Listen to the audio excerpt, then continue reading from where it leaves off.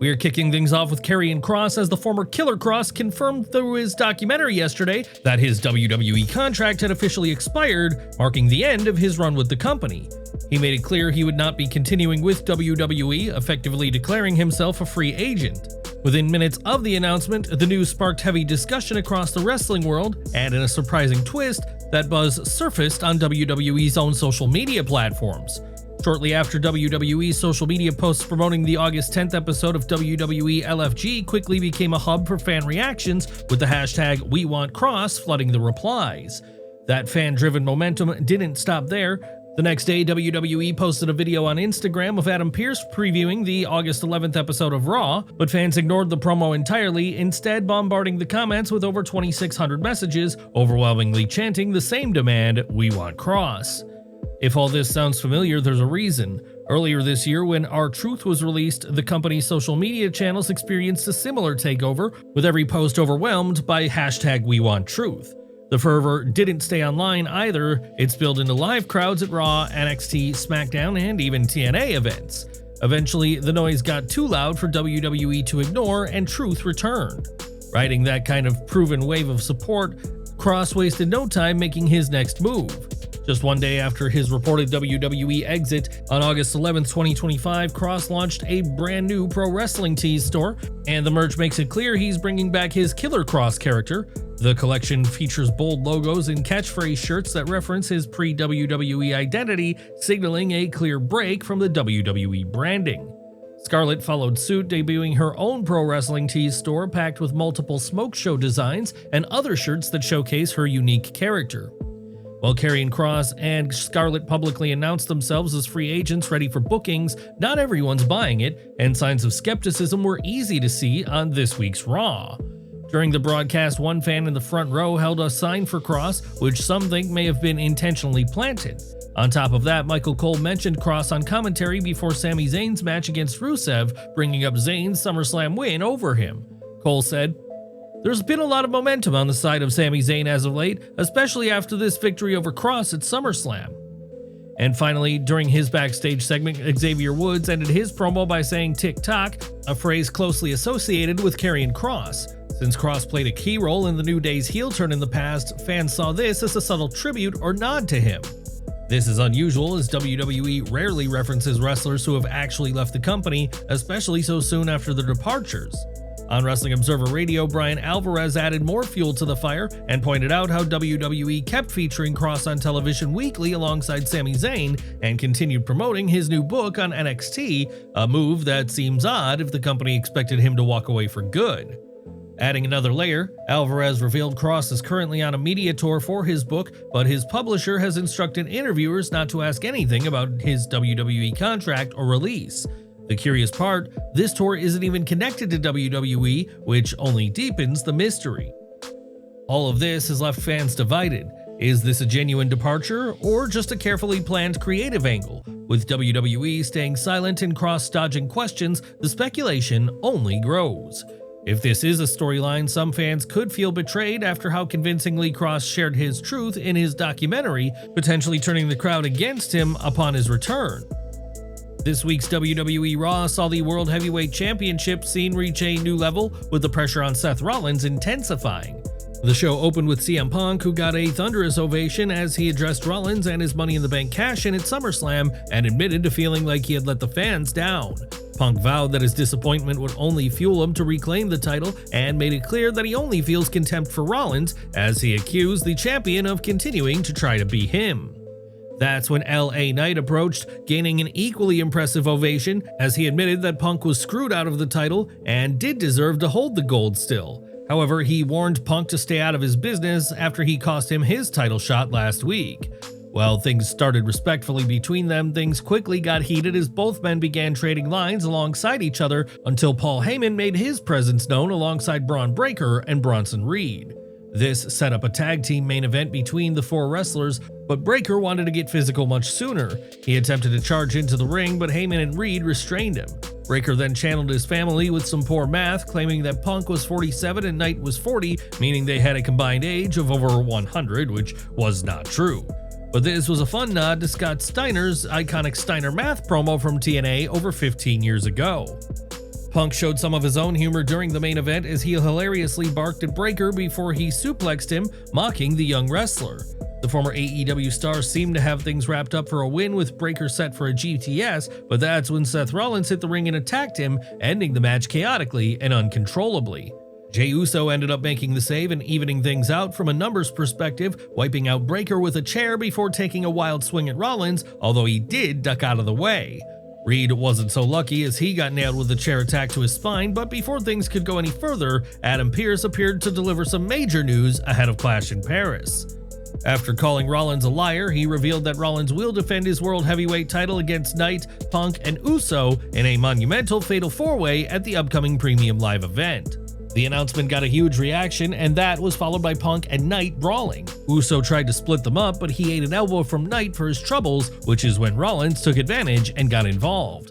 The Vision stood tall after Breakker speared Knight, while a tsunami from Reed took out Jey. Rollins then delivered stomps to both men, finishing them off in this moment. Breakker and Reed turned their attention to Punk and held him in place as Rollins told him, "As long as I breathe, you will never win the title," before emphatically stomping him into the mat as well.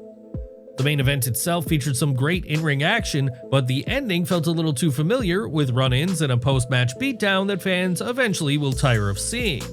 The Vision left after the show went off the air, and both Jey Uso and LA Knight made their way to the back, though CM Punk stayed in the ring for a while, even after the broadcast ended. Knowing that he had to send the crowd home happy, the former world champion decided to do a Jey Uso impression, complete with his theme song, to end the night. After the chaos that unfolded on Raw last week, and with Roman Reigns free until September 2nd before heading off to his Hollywood commitments, it was clear that the stage is set for the Tribal Chief to collide with Seth Rollins, CM Punk, and LA Knight at Clash in Paris. Despite the OTC being advertised for the PLE in France, Jey Uso replaced him in the match. The reason for the switch remains unknown, but answers are expected to unfold in the coming weeks. In a Fatal 4-Way match, the champion does not necessarily have to get pinned to crown a new winner. The challengers could pin any other star in the match, and it would lead to the title changing hands. With that in mind, it's almost certain CM Punk won't be the one taking the loss, and the same goes for Seth Rollins. That leaves only two realistic targets for the decisive fall, Jey Uso or LA Knight. Which one do you think will end up taking the pin? There was an intriguing face-to-face moment between Jey Uso and LA Knight that caught plenty of attention. It's the kind of tension that feels perfect for a future showdown, if not immediately, then definitely somewhere down the line. What do you think? Should WWE pull the trigger on this match? Enjoying the video? A quick like goes a long way in helping us grow and deliver more wrestling news you care about. Bayley's backstage promo on Raw took a sudden and unsettling turn, hinting at a possible major shift in her character. In recent weeks, her social media activity has shown her speaking to herself, and tonight's segment carried that same eerie energy. She spoke in a subdued tone, took full responsibility for past mistakes, and acknowledged that she's now alone. Moments later, the screen cut to black, followed by the sound of her trademark ding-dong and an unsettling laugh. Bayley was shown clutching her ears as if the sound had triggered something deep within her, a moment that could signal the start of an awakening or transformation. The presentation suggested the possibility of a darker, more unhinged persona, perhaps even a full heel turn. A new theme song or entrance could further cement the change. According to PW Torch, Bayley requested Triple H for a serious change of character, and it looks like WWE is headed that way. Whether this is the birth of a completely new Bayley or the evolution of her current persona, the seeds for something big have clearly been planted. How do you think this transformation will shape Bayley's next chapter in WWE?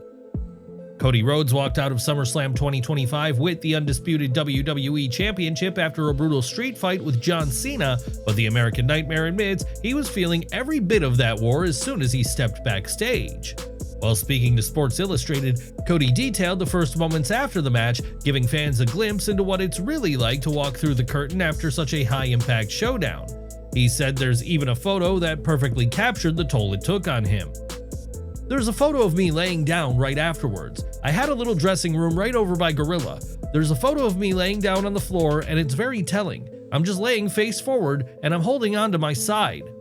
Cody made it clear that while he doesn't consider himself injured, the match left him hurting in several spots. "It's very telling that I was certainly, I don't want to say injured by any means, but I was hurt. I was banged up. One little rib on the left side really bothering me, back of my calves, all kind of, I could just tell you these they're just little, what I like to say, like little knickknacks. He then explained his personal approach to competing while dealing with pain, stressing that it's one thing to wrestle hurt, but another to push through a legitimate injury. I'm a big advocate in that you'll always wrestle hurt, but don't wrestle injured, so I'm lucky that no injuries. I left there, no injuries. I don't believe he has any injuries, and that's a good night at the office. For Cody, surviving a war with John Cena and leaving with both the WWE Championship and a clean bill of health was as much a victory as the pinfall itself. Do you think Cody should take a short break to recover before his next title defense, or keep fighting through the pain to prove his toughness? Please share your thoughts and feedback in the comments section below. Last week on Raw, Becky Lynch found herself face-to-face with Natalya, who showed up with Maxxine Dupri in tow. The Canadian veteran came gunning for a title shot, but in a twist, it was Dupri who ended up getting the opportunity instead. This week marked a milestone for Maxxine Dupri as she stepped into the ring for her first televised singles match since facing Ivy Nile back in November of last year, though that bout barely lasted 90 seconds. It was also her first crack at championship gold since April 2024, when she entered a battle royal for the WWE Women's World title. But this time was different, her first ever singles title shot, and easily the biggest opportunity of her career so far. When the match began, Lynch immediately took control, and that remained the case for the majority of the bout as she used her experience and quality to dominate Dupri throughout it. However, at one stage, Lynch's arrogance almost cost her the match as Dupri fired up and brought a comeback to tease an upset in the moment, but that was cut short. Despite that fight back, Lynch eventually won with the disarm her for the win, and she added a cheap shot to Natalya to put an exclamation point on her win. Lynch is currently thriving as a heel, with her work being extraordinarily great at the moment. As strong as she is as a babyface, Lynch is doing great as a villain, and her role tonight as the overconfident heel was a perfect example. The match was what it needed to be, with Lynch overlooking Dupri, but she sold her comeback and teased the underdog win in a brilliant way that made it feel believable that Dupri would win. The cheap shot at Natalya added heat to their storyline and teased a showdown between them, which would be great based on their previous high-profile match at SummerSlam 6 years ago. Fans expecting Nikki Bella on this week's Raw were left disappointed, but there's now a concerning update explaining her absence. The WWE Hall of Famer is dealing with a difficult stretch health-wise, and it's not just the lingering effects of the breast implant injury she suffered last month. Nikki revealed she is set to undergo an MRI to determine the full extent of the issue, all while battling congestion and exhaustion from an overloaded schedule. Speaking on the Nikki and Brie show, she described how her SummerSlam week turned into a health nightmare. The injury left her unable to sneeze or cough properly, which only worsened her congestion. She admitted that the combination of travel, appearances, and commitments left her completely run down. She also revealed that her jam-packed schedule gave her no time to recover from the bruising caused by the injury. My whole week was just going from one thing to the next with no time in between and dealing with this bruising. I'm getting an MRI tomorrow to know exactly what's going on. Between that, feeling run down, and everything happening one after another, I wasn't getting any time to take a breath. At this point, it's unclear whether Nikki Bella will be able to make a full recovery in time for Clash in Paris. Whatever happens, her health remains the top priority. The wrestling world is preparing for Dominik Mysterio, Dragon Lee, and El Grande Americano challenging El Hijo del Vikingo for the AAA Mega Championship this Saturday at Triplemania 38, but first they got to see the three challengers in a tag team bout. Dirty Dom and Americano competed against Lee and AJ Styles in a frantic tag team match, with the heels dealing with a storm from the babyfaces early on. They eventually turned things around and isolated Styles, working him over until a hot tag sparked a comeback for a momentary section of the match, only for the heels to re-establish the control. Later in the match, Styles made a must-needed tag, which brought the babyfaces back to life and led to a chaotic end to a thrilling bout. This is where Mysterio took advantage and slid Americano's metal plate into the mask he had put on and taken off throughout the match, using it to headbutt Styles so his partner could get the win. The finish intensified the storyline between Mysterio and Styles, keeping their feud alive while taking the win into Saturday's AAA Mega Championship match, which will see him have plenty of momentum. Canadian crowds continue to prove that they're some of the most electric, and that was the case in this one as they sang Dirty, Dirty Dom, as well as chanting for Ludwig Kaiser as they showed plenty of love to the heels. However, there were also the typical AJ Styles chants, especially after the amazing spot where Lee monkey flipped Mysterio into a Styles Clash, which showcased a great double team move. There were two standout moments from this match, one being during the commercial break when El Grande Americano ripped off Dragon Lee's mask, which is a huge mark of disrespect in lucha tradition. Meanwhile, there was a spot where Styles chased Mysterio around the ring, sending him over the barricade, yet the cameraman ended up caught in the moment as he also got sent over, proving nobody is safe in the ringside area. It still feels surreal to hear WWE promote the biggest event on the AAA calendar, let alone hear the news that JBL will join Corey Graves on commentary for the event, adding even more excitement to the show. Speaking of the Canadian crowd, Sami Zayn was given a hometown hero's welcome when he squared off against Rusev, with Zayn proving to be one of the most popular stars on the roster this week. Before the match, Zayn discussed wanting a shot at the World Heavyweight title with Adam Pearce, who told him a win against Rusev would give him something to think about, adding further pressure to the encounter. The Bulgarian Brute hit the ring with the usual aggression that is expected of him, but Zayn was able to overcome that to put himself in a position to win the entire thing until a major interference took place. United States champion Solo Sikoa, JC Mateo, Tala Tonga, and Tonga Loa appeared unexpectedly, pulling Zayn to the floor to beat him down, with this being their retaliation for Zayn's win against Sikoa on SmackDown. This meant that Zayn's match against Rusev ended with a disqualification, and the madness only continued from that moment on, as Sheamus appeared from out of nowhere to hit Rusev with a jumping knee to the face. Those two men kept their feud alive as they brawled throughout the crowd and out of the arena, and their issues continued to prove unmanageable for WWE. Meanwhile, the finish seemed to hint that the new Bloodline's next feud could be against Zayn, while he was left waiting for a title shot that he's desperate to gain at this stage in his career. The match itself between Zayn and Rusev was entertaining, proving that they have great chemistry together. A clean finish would have taken it to the next level and been a great way to wrap it up. Many fans noticed that in the Judgment Day's Clubhouse segment on Raw, the Terror Twins were matched up against Dominik Mysterio and Roxanne Perez. This pairing has raised speculation about whether WWE is setting up a full-time partnership between Perez and Mysterio. Raw also confirmed that next week will feature a match between Xavier Woods and Penta. Ashante the Adonis may be making his way to TNA Wrestling next, according to Fightful Select. The former WWE star officially became a free agent on August 10th when his contract expired, and word is already circulating that TNA talent are eager to welcome him into their locker room.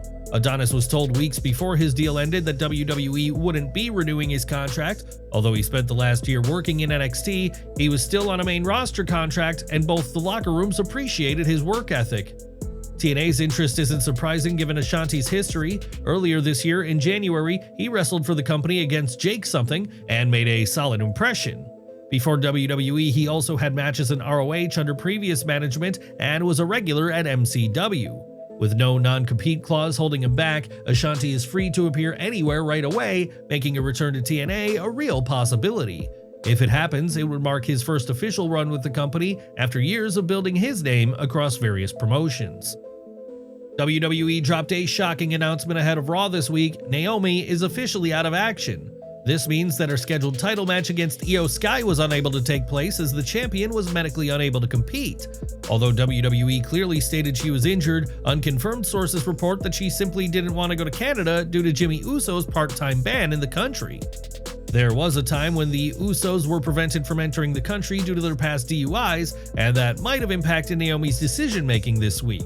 However, we want to stress that this is only speculation at this stage and will not be a fact until further reports are made. With WWE pushing the idea that Naomi is hurt, people are now wondering whether her upcoming title bout against Stephanie Vaquer will still take place at Clash in Paris on August 31st. With Sky's title match scrapped, WWE still put together a match for the Genius of the Sky, and it was Roxanne Perez who was able to step up and get the opportunity to compete in a major singles match. Sky turned down backup from her former Damage Control partners Asuka and Kairi Sane before the match, making it clear she's ready to handle her own business alone, setting the seed for later on. Perez thrived in the match itself, forcing Sky to rally back due to how impressive the Prodigy appeared at the start of the encounter, and Sky was put to the test even more when she fended off a mid-match run-in from Raquel Rodriguez. Sky managed to regain control, and she seemed set for a win until a blocked moonsault allowed Rodriguez to get involved again. This allowed Perez the opportunity to expose a turnbuckle with her plans to cheat. That led to Asuka and Kairi making their presence known against Sky's wishes, and Perez took advantage of that by stealing the win with a schoolgirl roll-up, grabbing a bunch of tights to ensure that she got the 3 count.